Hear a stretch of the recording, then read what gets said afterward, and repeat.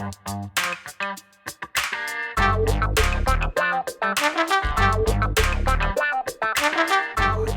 guys, Montel here, and thanks so much for tuning in to this edition of Let's Be Blunt.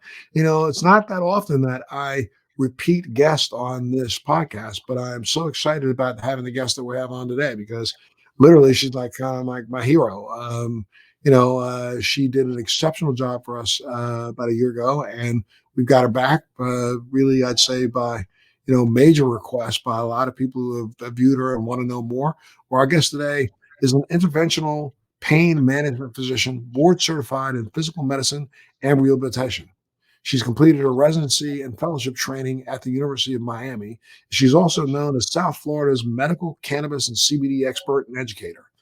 Her specialty is focused on prevention, treatment, reversal of health deterioration, increasing function, and managing pain. She's a unique player in a wellness industry, taking an innovative approach to providing health and wellness services. Her unique approach of personalized medicine improves the quality of life and decreases pharmaceuticals while treating conditions such as pain, inflammation, anxiety, insomnia, and other neurodegenerative diseases. She's been featured in the Miami Herald, Pop Sugar, The High Life, and on NBC News. Dr. Michelle Weiner, thank you so much for being a part of Let's Be Blunt with Montel again. Thank you so much. Thank you. Yes, ma'am. Absolutely. I find your approach to medicine really, unique in that you really try yourself to personalize medicine, focusing on the root causes of, what's going on and offering individual holistic, and I mean really holistic treatment options. You like to heal all aspects of a person's condition. That includes mind, body, and spirit. And, though there are some doctors who talk that talk, a lot of them don't walk that walk. And so thank you so much for what you do. Well, thank you for the introduction. And you said it nicely.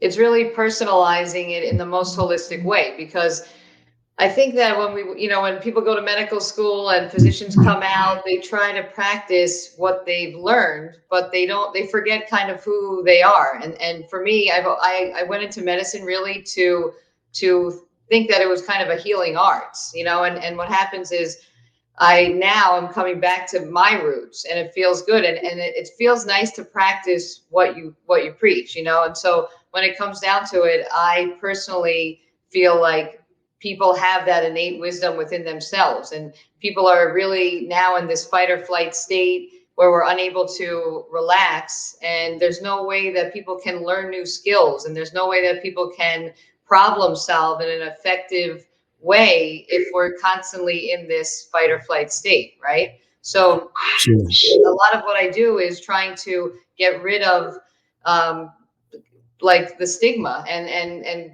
preconceived notions about natural healing and about plant medicine, and really decreasing the pharmaceuticals and increasing quality of life. And so people can't really do that if they don't feel empowered. And I think that a lot of it has to do with education, but also having hope, having hope that there is an option for them to kind of return to who they are and understand who they are is extremely important in their healing process. So a lot of it is empowering and giving them some positive hope that their own innate wisdom will be, part of their healing process. Right. At a time when, we are living at this weird time where, again, and out of one side of some people's mouths, science is the devil. Out of the other side of people's mouths, well, science should be followed. Out of one side of, politicians' mouths, don't believe the science. And then out of the other side, believe the science. So, I think that when you say that people are in a fight or flight mode, they are certainly in that mode, especially when it comes to just learning. I mean, one of the biggest problems that I think is facing mankind is the fact that we have this thing that you and I are talking on. We're both sitting here talking on computers, which give people this false sense of knowledge. Just because you can ask a question and get an answer doesn't mean you understand the answer that you've gotten. And too often, so many people are just so willing to accept whatever words they see rather than dig in deep and understand and learn for themselves. Well, a lot of it also is our own chemistry and connection, right? So especially during the pandemic, with social isolation, there's this huge disconnection. We're speaking to each other now a year later through a computer, and The problem is, how do I connect with you, or how do I connect with others, or how do I connect with myself? And so I think that there's a book by Julie Holland called it's called Chemistry of Connection, I think, and it's basically trying to understand that we have to be in a parasympathetic state in order to connect with ourselves. But if we're kind of in this, rushed state all the time, we're not really able to be our best self. And so I think that a lot of times it's going back to nature, going back to nutrition, going back to lifestyle changes, and going back to a simple life. And if anything, I think that's what COVID taught a lot of us, is really that we were running too fast, too fast pace, and it just wasn't really working out for a lot of us. And now we're disconnected. And sometimes we need that catalyst to kind of help us connect. People can't meditate or do breath work or start exercising. They need something to help them, which is fine. And as long as those, coping mechanisms are safe, then that's fine. But I think we're learning now how to connect with ourselves and how to connect with others, even during this pandemic, which is important. But let me ask you a question. Doesn't it not, I want to say bother you, but that's not the right word. Doesn't it not shock you a little bit with the anxiety level that people seem to have that want to start running again as quickly as they can? Yeah, so Mhm. that it definitely bothers me. I mean, I keep trying to make everybody remember how they were living before COVID, and people now are so anxious to get back to living life, but they were living in a very it is a fight or flight state, but the way that they were living was just too fast paced and not healthy. The amount of people who have anxiety, depression, post traumatic stress disorder, chronic pain, we have such an issue with mental health. And I think that COVID actually amplified it for a lot of people, but I think they're forgetting, because they've been isolated for so long, that they actually didn't like the way they were living before. And it's a reminder not to go back to that same pace. Well, it's very funny because I've been having some discussions with some people lately who are saying, "Why we got to get the kids back in the classrooms?" This is so crazy. And I stopped and say, "Wait a minute. If you remember before COVID, there were all these discussions about the 4-day school week rather than the 5-day school week, where they were trying to see if they could shift kids into the home setting to do remote learning. We were talking about remote learning for the last 6 or 7 years, long before COVID forced us into it. So we were on a pace where we were trying to do this, COVID or not. And it's because man has just gotten so focused on speed, gotten so focused on, everything has to be moving so quickly. It's just like that. The whole idea of you nailed it when you said, we need more education.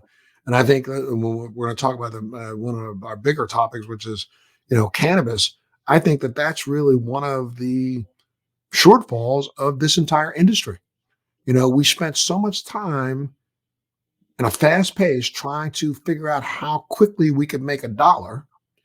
B2B, there's conventions all over the country that are B2B. We're B2B, B2B. Business conventions showing people how to make more money, but nobody was talking to the patients. A lot of people weren't talking to the consumers. And we still have people out there right now who don't even know that there's something called an endocannabinoid system.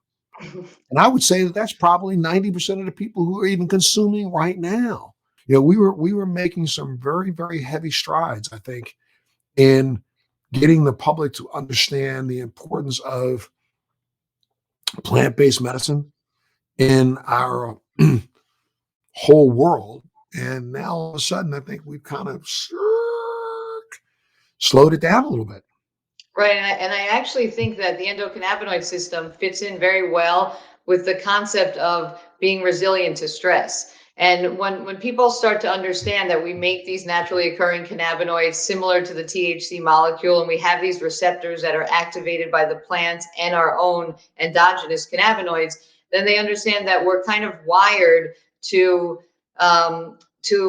be able to control and maintain balance. And so when our body is not in balance and there's no homeostasis, and our body's telling us something like we have pain or we feel anxious or we can't sleep, we have to listen to our body. And I think even as a physician, some people may think I sound crazy saying it, but the most important thing is really to listen to your body. You're the only one who knows what's wrong and if something is wrong. And you're the only, and the problem is a lot of times there's conditions now that we can't explain and we don't have good treatments for. So people end up complaining to a physician and not getting a great treatment plan, and they're frustrated, and then they stop complaining. And it really leads to this wind up phenomenon, which we call central sensitization, which is basically one trauma or one inciting event that upregulates your whole nervous system, and then you're in this fight or flight state and something else happens, and it just kind of is this cascade where you're not able to really calm down. And the problem is our alarm systems.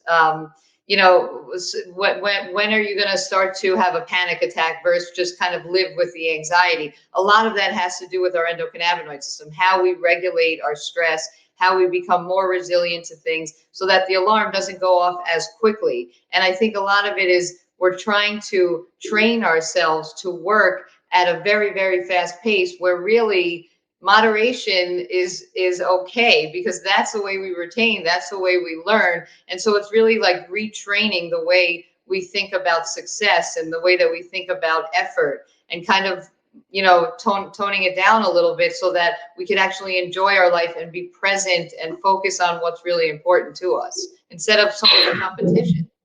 Well, hopefully, excuse me, hopefully, I think over the next, couple of years, I think if we don't start to refocus on what's important,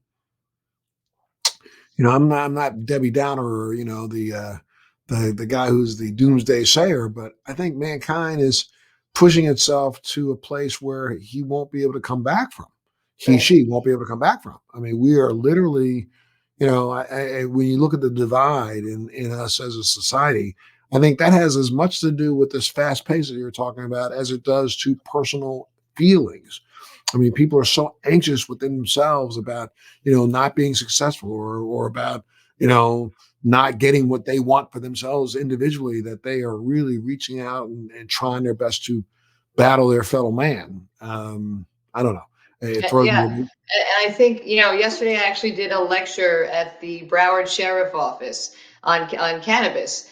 And, you know, it was interesting because I had to throw in at the end that one of the side effects that is written about cannabis is euphoria, right? So that's they say like a negative side effect is the potential to alter your consciousness, right? Or to for euphoria, for the high, right?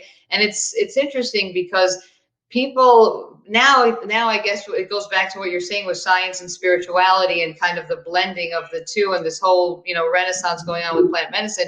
But I think that it's interesting because it makes me question, are you scared to kind of look under the hood? Are you scared to see what really lies in your subconscious? Or are these, you know, if you alter your level of consciousness, can it offer you something, a lesson that maybe you know you're missing in life, that is it's right there, but you were unable to discover it without, let's say, plant medicine?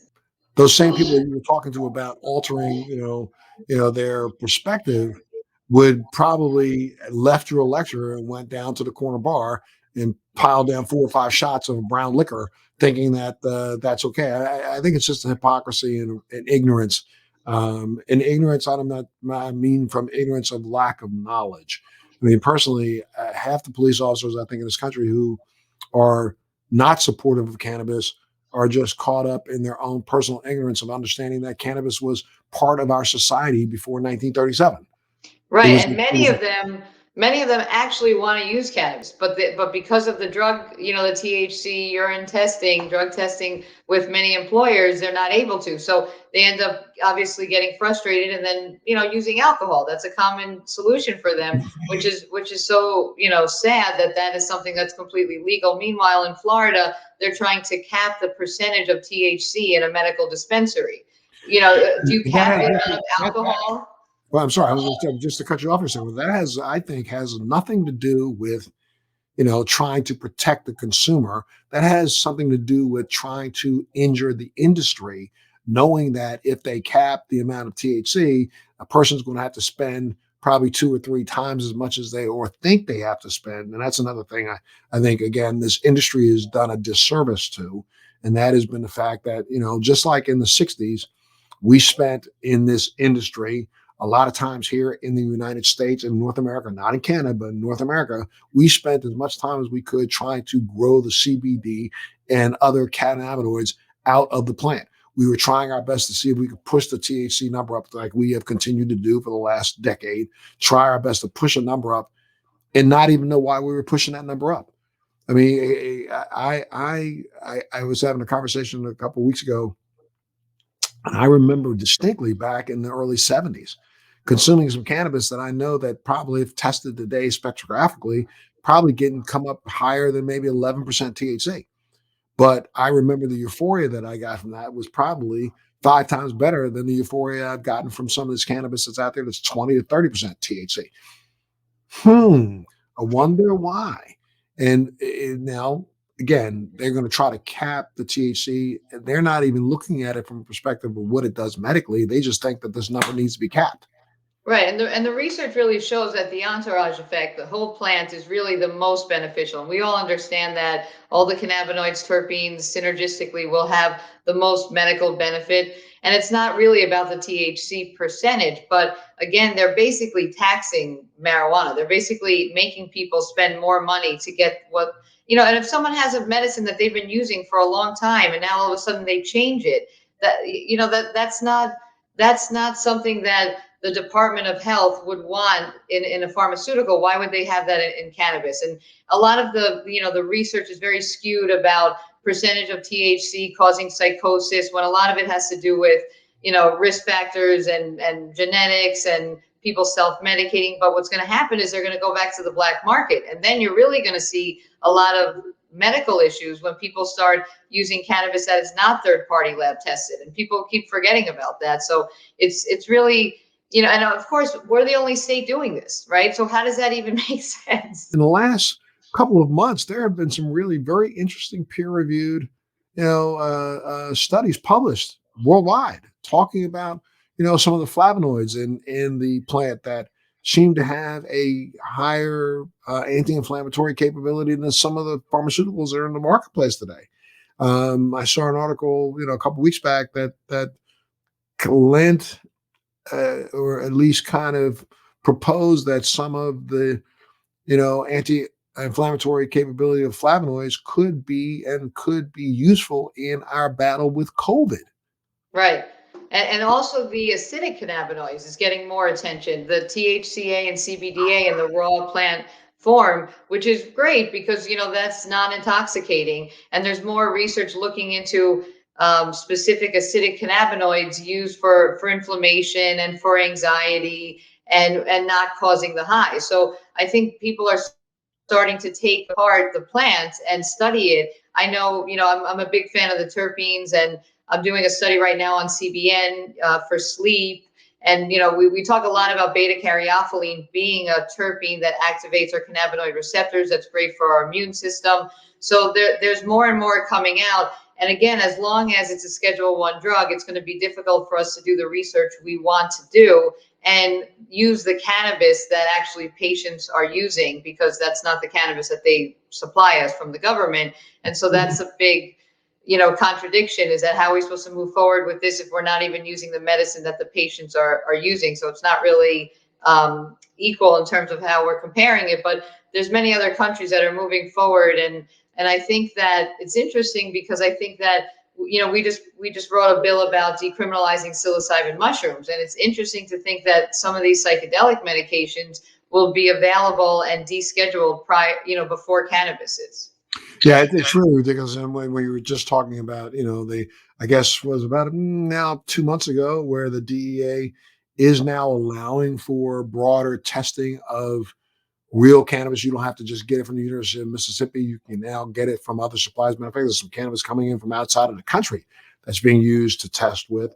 And so at least that's starting to expand. And I think that's where some of these revelations are coming in. And I agree with you 100%. I have been, for the last 7 years ago, I started formulating and looking at cannabis products and looking at it from ensuring that there was, the sufficient terpenes that were there and present that literally elicit the response that we are looking for.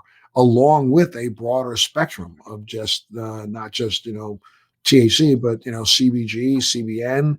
You said it yourself: THCA, THCV.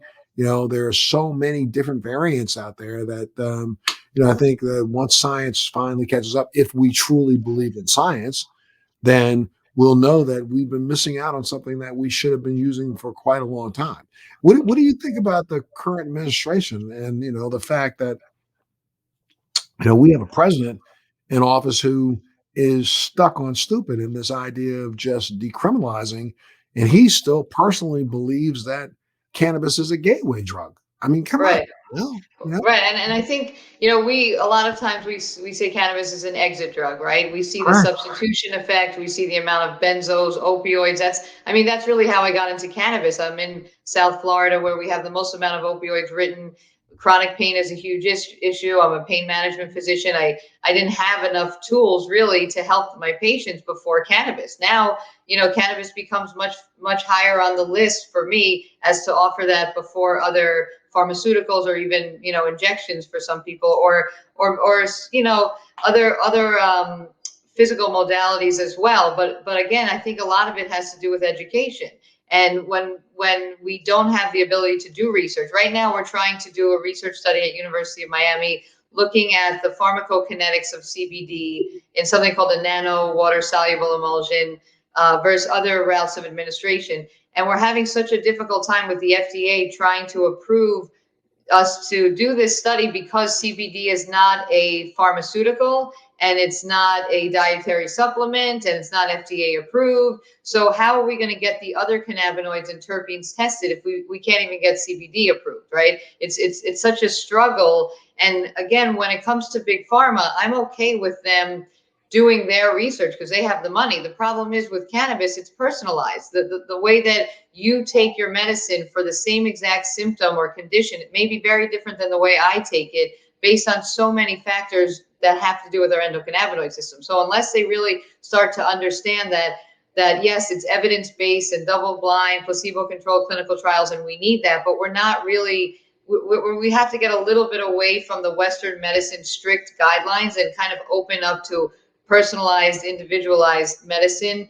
And that also has to do with people taking ownership. And I think, not just lazily going to their physician and getting a script and just, the reflex to just give someone a medication, but actually thinking about what else is going on in their life. And that's really how I got into what I'm doing, is because pain to me is not just the physical tissue damage. It's your emotional experience, the trauma that you've been through, the way that you cope, your genetics. There's so much that play a role into it. So pain management really should be its own specialty, its own residency. There's a huge psychological component to it as well. So I think that as we're moving forward, it's we have hope, obviously, but it's more of us continuing to educate and learn more about obviously the endocannabinoid system, but really to have the patients are going to their physician saying, I tried this is working. What do you think? And the physicians have to become educated too, because they're still not teaching it in medical school.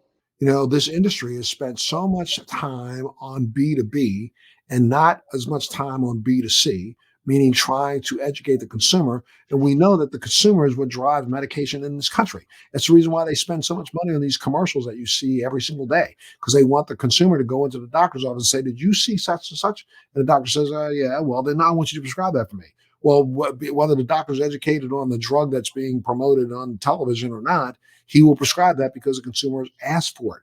When we start educating the consumer enough to make them understand that cannabis and the cannabinoids and all of the integrated parts of that are helpful, they will then force the doctor to educate themselves. I mean, I think that's really the only way we can get this done.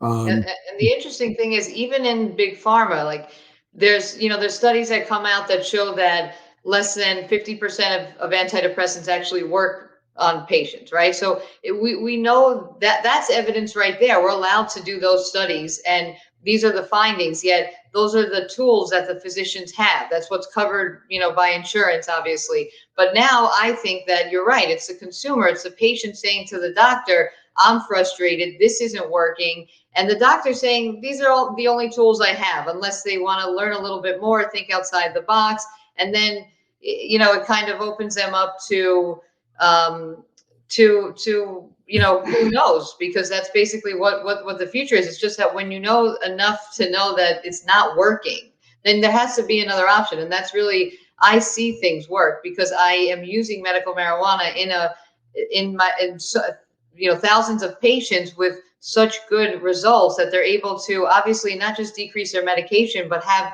better quality of life. But really, that the ability to kind of access what's in our subconscious, or just kind of to relax for a little bit, to take a moment to see, where do you want to go, what maybe that goal that you had isn't truly the goal that you should have been, fighting for. Maybe it was someone else's. And so I think people need to really be able to connect with who they are and be honest and trust themselves, and really not rely on Western medicine unless it's an acute issue. Well, I think that's a good lead into a conversation about this area that is now starting to blossom here in the United States, all over the world, and that is the area of psychedelics. I mean, these are things that have been being used on this planet since man has been man. I mean, I think if we think in terms of the facts, see, I kind of have this weird philosophy thinking that we've been down this road multiple times before. I think mankind has been here, reached its pinnacle where it's decided to destroy itself, and it's destroyed itself, waited a million years for an ice age, and we come back and we do it again. And we come back and we do it again. I mean, if you think about this planet having been here for close to 10 billion years, if you drew a line across the piece of paper, our current, existence would represent just barely a dot on that line. And we could have had those dots on that line multiple times before and been completely wiped out, erased, have no knowledge of what was happening when we were here. Yet we did it again, and we do it again. And we keep staying stuck on stupid, I think. But And the problem is, why do we have to get to that point, right? Why do we have to get to the point where we are so frustrated with what's working that we need a whole revolution? That's the problem. And again, I think it's really that whole fight or flight state, and nobody can learn, nobody can connect with themselves unless they're in that parasympathetic mode. And sometimes you need a little help, and that's why we say plant medicine is a catalyst. It's not a cure. You have to do all the work. You have to still figure out, how to move your body and what to eat, and to learn how to breathe and to be mindful at that moment. And all of those integration skills are important. It's not just take this plant and all of a sudden, this is going to be a cure to your depression or addiction, but it's really the lifestyle changes that come along. And that's why we say that plant medicine, like I practice ketamine assisted psychotherapy. We say ketamine is like a lubricant. It kind of, it kind of loosens you up a little bit. It allows you to kind of look under the hood, and that there's a filter between like your consciousness and your subconsciousness. And so it blurs that a little bit. When you have these experiences where you're going on this journey, you're taking, let's say, ketamine, which is a dissociative analgesic. It's actually a pain medication, and an anesthetic. But when you're giving it at higher doses, you can have dissociation. You can actually feel like you're, outside of your body. But the journey is really for you to uncover, something that you should be able to bring into your life and then make changes from there. And that's what we call neuroplasticity, which is the way that we think today and tomorrow is probably the same. Unless you have something new that introduces you to a new feeling, it's hard to get out of the way you're feeling about yourself. And I guess the objective of all the psychedelics that are out there right now, right? I mean, because there are, I had a conversation with someone a couple of weeks ago and was shocked at how many they truly are. I mean, that are, excuse me, being tested and looked at right now. There's psilocybin, there's Well, right. So they have like the classic psychedelics, which work on a specific serotonin receptor called 5-HT2A. So you have LSD, you have psilocybin, but then you have what you call empathogens, which is like MDMA. And MDMA is special because it actually also increases oxytocin, which is our love, bonding, trust hormone. And so they're using MDMA, for example, for PTSD, right? So people are able to release some of their traumas and not be able to have that same emotional experience associated with a trigger. And that's really what it is. As triggers come up, they sometimes you're able to take away from that same trauma a different emotion, and then not have to relive it. And so MDMA is special in that sense. Ketamine also is a dissociative anesthetic, so they have the ability to dissociate. But again, people forget that it's dose dependent. So you can take a very low dose, and ketamine can act as an antidepressant, or you can have a larger dose and have a full, psychedelic experience. But it's all about the preparation, the set, and the setting. Things have to be done where the patient feels safe, they trust the environment that they're in, and the setting is extremely important, and the dose as well. So a lot of this is new, and MAPS is a big organization that John Hopkins, UCLA, Mount Sinai, there's tons of research going on right now. And it's exciting to think that perhaps we don't have to take a daily dose of our medication anymore. We can have great therapy and a few sessions of these medications and really help improve mental health, especially after the pandemic. We are actually seeing after people have been through, a guided journey with these pharmaceuticals. And I think it's one of the things we should stress very importantly here, especially for all our viewers and people who are listening. We're not recommending that you go out and buy some street version of ketamine or go get yourself some, psilocybin or something else and sit in your living room and do this on your own. We're not suggesting that at all. There are centers being opened up all over the world right now where people can go and have a guided experience with a licensed therapist who understands how to help you navigate these experiences that do make physiological changes in the brain, do they not? Yeah. So for example, ketamine, for example, it works on our NMDA receptor. Now, this receptor is responsible for central sensitization, that whole wind-up phenomenon. It's kind of like the loop that you're constantly in, right? And so, in order to break that loop, there's a specific receptor that we can work on to actually reverse a lot of this. And then, the concept of neuroplasticity, or rewiring the brain, increasing the neural circuitry is really important for it to be durable. And that's what we want. We want long lasting changes. But again, I don't give ketamine to anyone who is not working with a therapist. And I'm very big on that therapeutic alliance. It's myself, a therapist, and the patient, and we're all on the same team. And we have to discuss integration skills during the time that they're doing the ketamine, because they feel great, and then all of a sudden, if they didn't work on all their lifestyle changes, then they're just going to resort back to who they were, and it's going to be this afterglow effect with no follow through. And so a lot of the medications work on our serotonin receptors, and it's nice because it's really getting away from that concept that we have one molecule for one receptor to do one specific task. But these medications activate multiple parts of our brain. And so that's exciting to see what people are going to study and for different conditions. But again, it has to be done in a safe environment under guidance of a physician.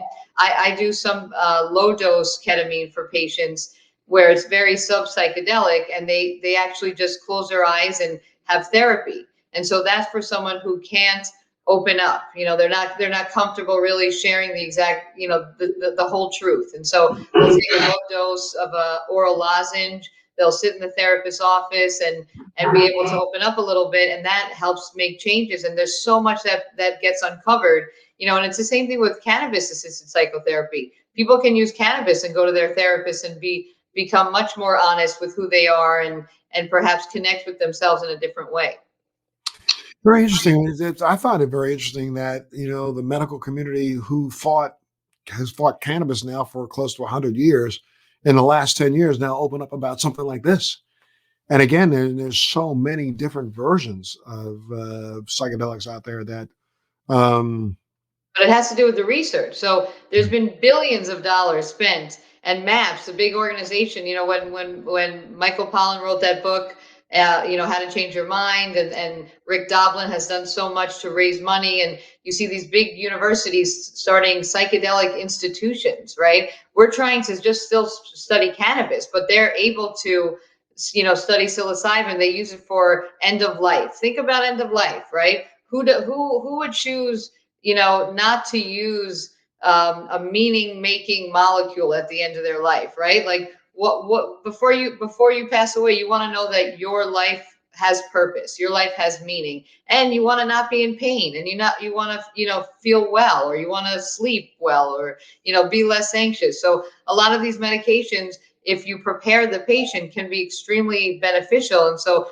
they're studying it with things like OCD, with end of life anxiety, all different conditions, even traumatic brain injury. So it's really interesting to see how there's so much focus on the science of the brain and how much we don't know. But what we do know is certain things are just not working right now, and we need And to. again, this is something that you can use a couple of times rather than as a daily medication.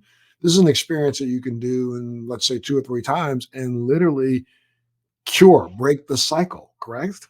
Right, and so like this, like a lot of this, the psilocybin study, for example, for for the MDMA study for post-traumatic stress, they had 3 sessions, but they had 12 weeks of therapy and 2 therapists, and by 1 year, more than two-thirds didn't even have the diagnosis of PTSD anymore. Same thing with depression and psilocybin. These are just a few sessions of a large dose, but the whole point is the preparation and the therapy, because the skills that they're learning from therapists, and it's not just talk therapy, but the skills that they're learning is what's going to allow it to be durable and allow them not to relapse. And relapse rate is an issue when you're not having proper guidance. Are you familiar with something called RTM, Reconsolidation of Traumatic Memories Therapy? This is a Yes. program that I've been involved with now for the last 10 years, but literally in the last year and a half, I have, last 2 years, I've been really pushing extremely hard, and especially in Washington, D.C., because we now know this has now been proven as evidentiary medicine. It's been employed by the state of New York. It's been employed by the state of New Mexico. It's been employed by the state of California, all because we now recognize that it is one of the only treatment protocols on the planet that is 90% plus efficacious. In every study that they have done, 9 out of 10 people completely remit all of their symptoms of PTSD after 5 hours. And this is without medication, but I will guarantee, I think that one of the things that's so, important about this is the fact that if they were, and I'm talking to the person who's a founder and the guy who developed the technique himself, um, we've had some discussions about utilizing cannabis and utilizing some other medications at the same time. I think this was something that, and I can get you some information about it if you want, but this would be probably one of the things that you could use to prep a person in getting ready for that psychedelic experience that could just end. Right, because you want to sort of bring it to the front of their brain. You want to bring, that's what the preparation is. It's really, what is your intention and what are you trying to work on, and then you allow your body to kind of bring up whatever it does, or your mind to see whatever it does see. But the thing is, there are so many skills that can be taught, and we're just so used to taking medication, and that's what's covered by insurance now. If that type of therapy was covered by insurance, don't you think that would be a better option for healthcare for the patient?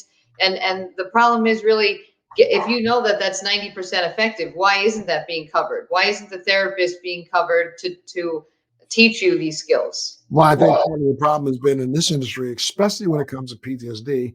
I'm so sorry to say it this way, but it's become a cottage industry for a lot of people and a lot of universities across this country who are getting funding for protocols that don't work.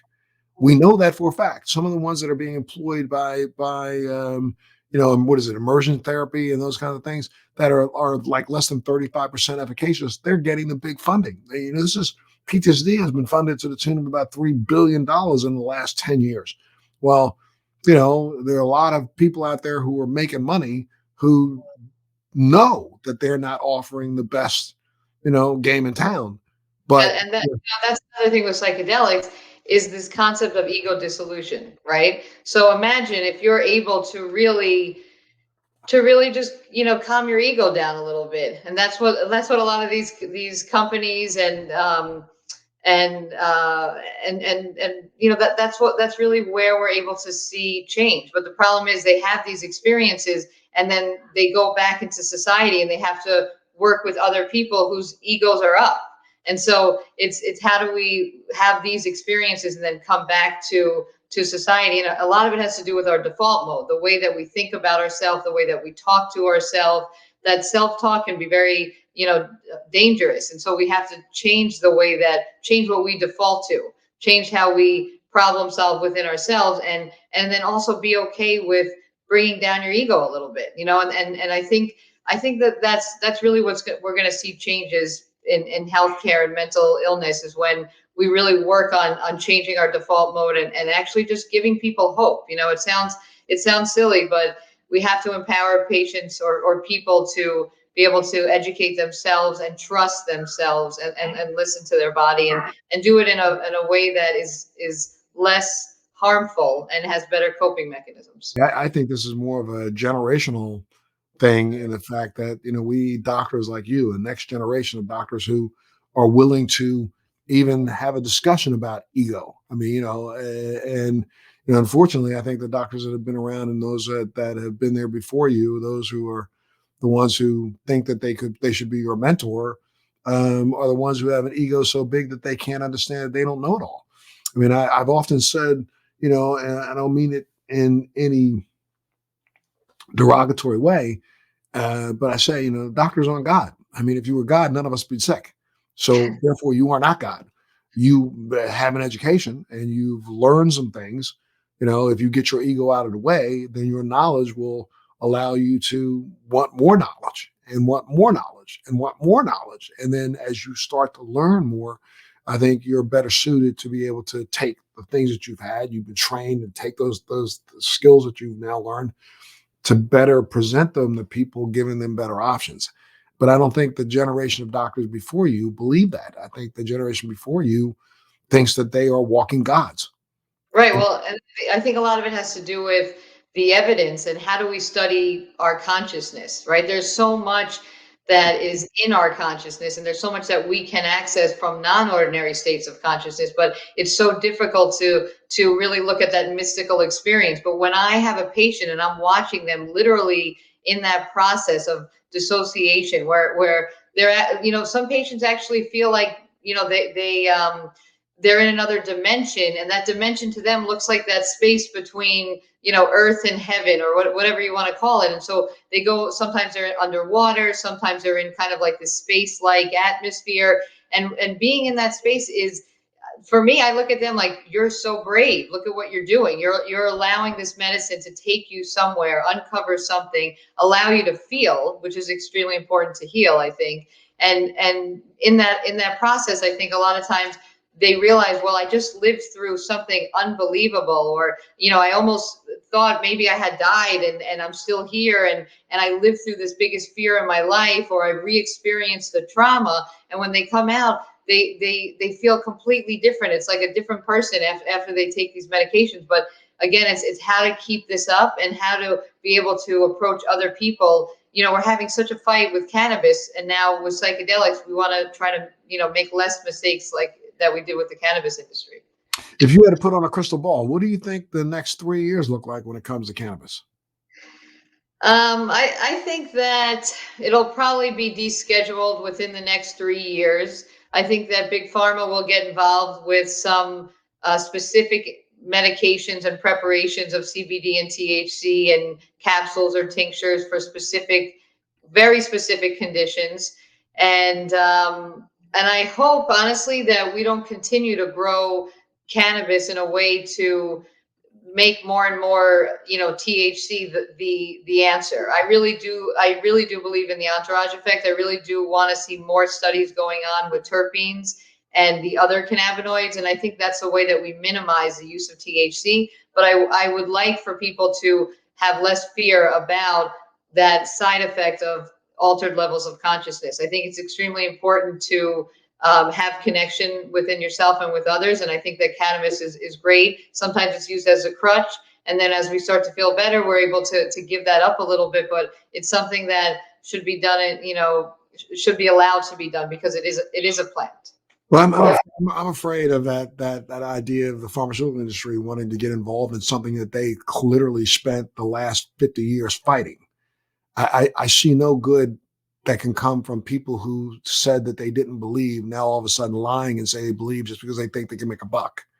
Well, That's the what thing is, scares me. It's like Marinol, huh? And when they created Marinol, rather than using the real plant, they decided to let's see if we can synthesize this, and they synthesized it incorrectly because they know that now, looking back at it, part of the problem with Marinol is the fact that we tried to synthesize just one molecule and didn't recognize the entourage effect of the other. Well, depending on who you're listening to, there could be somewhere close to 160 plus cannabinoids. And then when you got the terpenes, and then you got the flavonoids, and then you got the fats and the lipids. So by the time we get done looking at this, and the pharmaceutical industry gets done looking at this, I don't trust them to. I mean, this is just me. This is just me speaking. But I don't trust them to have the patient in mind. I trust them only to have their bottom line in mind, and that is to try to come up with something that they can steal a niche out of and claim that it works. And then, of course, it doesn't work well. So then they end up going after it and saying, "No, this is something we shouldn't have done to begin with." but I'm Um, for them trying because I think that they're going to fail. So the reason they're going to fail is because it's individualized medicine. You can't make a certain preparation for a certain condition that fits, everybody. So I actually want them to try to kind of prove the entourage effect, or I want them to try to see, how they could fit in this box to realize plant medicine shouldn't be tampered with, right? It is the way it is for a specific reason. Right. Well, it's very interesting. I'm going back in the lab. I for a period of time had my own brand in the marketplace, and then I wasn't very satisfied with my contract manufacturer that I was using before, so we've kind of pulled our brand, and now we're about to, hopefully within the next, keep my fingers crossed, the next couple of weeks, finish this deal that I've been working on with, a really conscientious manufacturer and distributor on the East Coast, and I won't go into detail yet. But I'm back in. I go back in the lab myself, hopefully within the next week or so, and start looking again.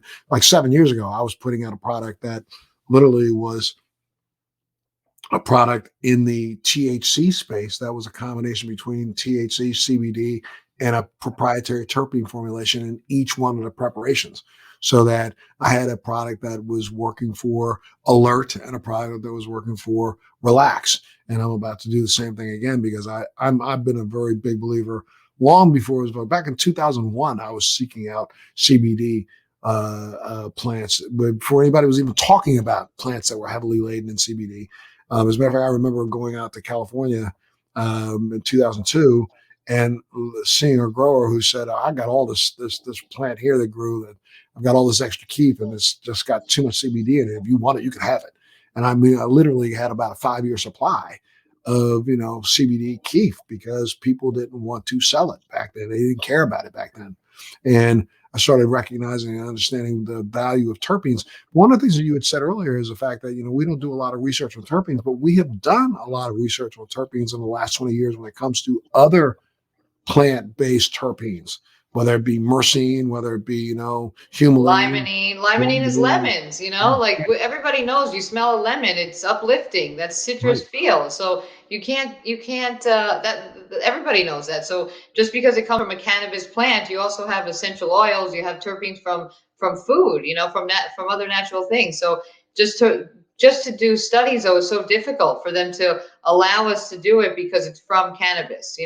That's what we have to do is start looking at other botanicals, and that's actually what's happening with this plant medicine, renaissance.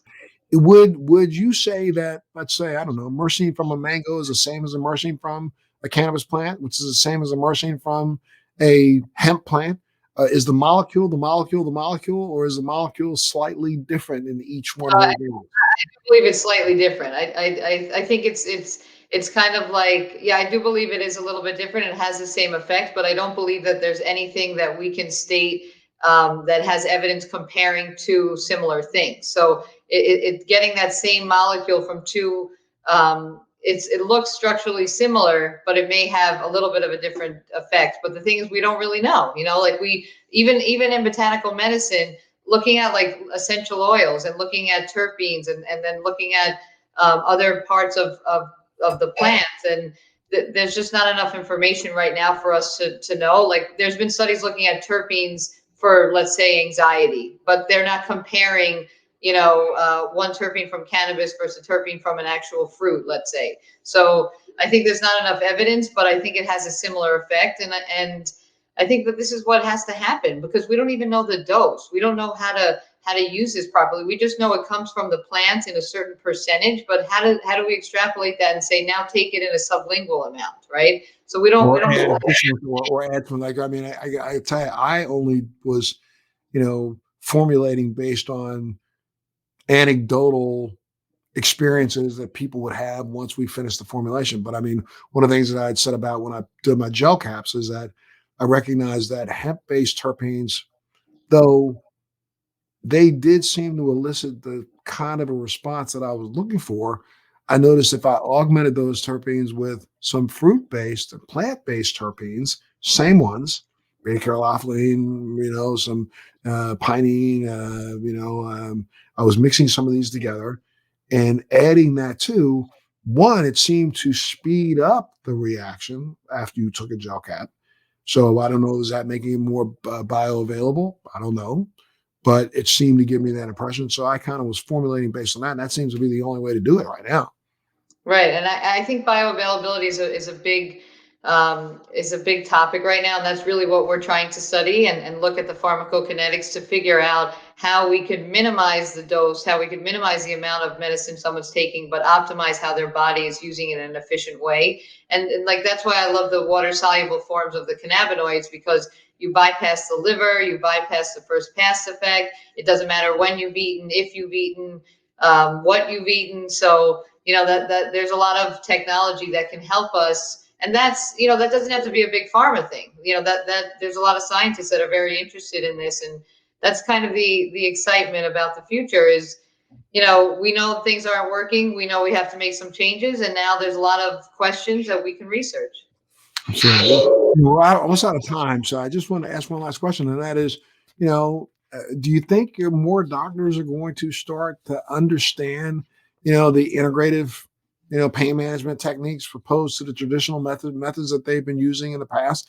I mean, though we've gone through this scare when it comes to, opioids are still out there. I think that's what's so funny about this, though, of course, yes, where doctors are being conscientious about the amount that they are prescribing and they are looking at the duration a little bit better, they're still pumping them out there.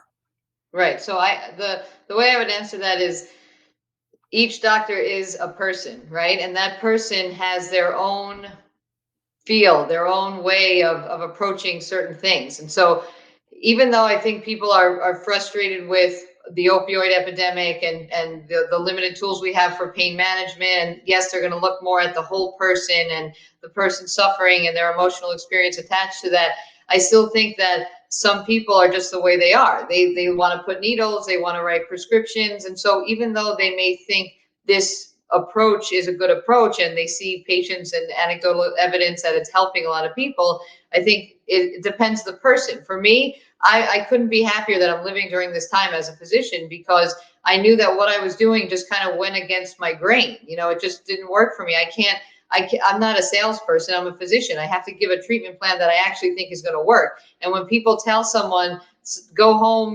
because you have to take this medicine for the rest of their lives, how does that play into their mind? How does that play into their default mode, right? You just gave them this negative news that is going to be within their neural circuitry, right? So even just giving someone hope and having options, that's the way that I like to approach medicine. But in general, I do think more physicians are going to be accepting of plant medicine because of their frustration and because of the anecdotes, but it doesn't mean that they're going to adopt it in their practice. I get to clone you. I actually have an identical twin. Do you really? Wow. Yeah. Is she a doctor also? No, she's a social worker in Manhattan. She works with teens with special needs, actually. So I'm always trying to get her involved also in this industry, because I think that she's a population that could help as well. And that's another interesting topic we could discuss another time. But yeah, I'm in South Florida, and I have a few offices: Hollywood, Boca, and Miami. And thank you for having me on. No, absolutely. Thank you for being here. If people wanted to get a hold of you, where do they go? My website is drmichelleweiner.com. drmichelleweiner.com, and I hope that people will reach out to you, just if they have questions, because I know they'll get the guidance that they need to have. Dr. Weiner, thank you so much for being a part of Let's Be Blunt with Montel today. Thank you. Absolutely. You take care of yourself. Thanks for joining me on Let's Be Blunt with Montel. Please make sure you're subscribed and hit the bell to be notified when new episodes post each week. We'd love to hear your feedback also, so please send us your comments.